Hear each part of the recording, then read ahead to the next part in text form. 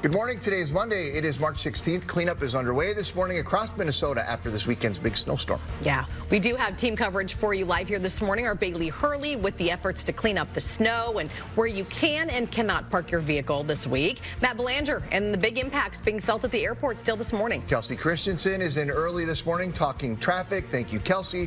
First, though, Chief Meteorologist Ken Barlow is here, and it feels like January outside. Definitely not March. Oil prices soared past $100 a barrel, and what you pay at the pump, well, that's also spiking. Gas in Minnesota went up a penny. We're now averaging $3.43 a gallon, according to AAA.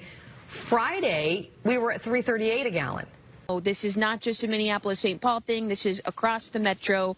We know, though, in Minneapolis, snow emergency has been declared. That started last night at 9 o'clock, and it doesn't end until tomorrow night at 8 o'clock. We saw many vehicles, again, brought into the impound lot overnight. This just in. Within the last 20 minutes, we've learned a suspect's been arrested in a homicide in St. Paul's Hamlin Midway neighborhood. Officers were called to an apartment on Edmond Avenue West, just off Highway 51. We have team coverage on this big story because your money matters. Kevin Dorn tracking the latest, including pressure from the president. First, though, our Eric Chalou is live in St. Paul breaking down what's next when it comes to gas prices, Eric.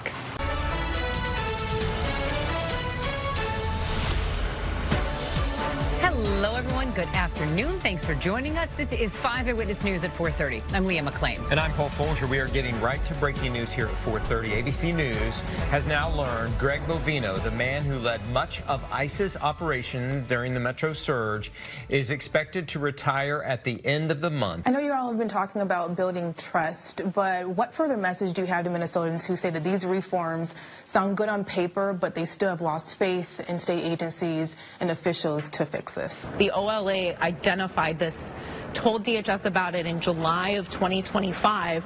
DHS acknowledged that, yes, if we changed the rule, we would have that authority. Why is it taking so long for DHS to make these changes? Yeah, thank you for that question.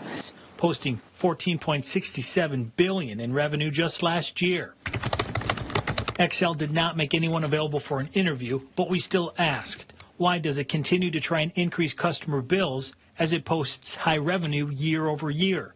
XL didn't address the question specifically, but said, we are committed to making investments that deliver value for customers while keeping bills low.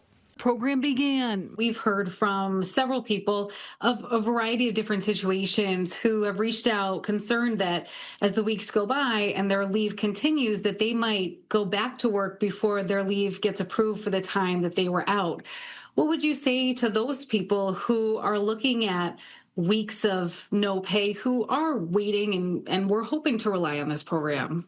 We know that this program is supporting people, at the most critical moments in their lives. Yeah, and Kevin, as we've reported in January, the health consulting firm Optum did deliver this report to the state of Minnesota on how to improve fraud, waste, and abuse detection in Department of Human Services programs. But the problem is, as we scroll down here, you're going to see all of this heavily redacted portion of the report. We wanted to know how the Department of Human Services justifies blacking out so much of this report. Yeah, guys, 394 is a busy corridor for commuters who live in the West Metro, and it is more congested than ever before, especially during rush hour. Let me show you why. The road work here has shifted the westbound traffic where we are driving onto these two lanes here in the middle of the highway. Now, the LeClaire's property jumped 10%, and this Minneapolis valuation letter shared with us shows a 15% increase.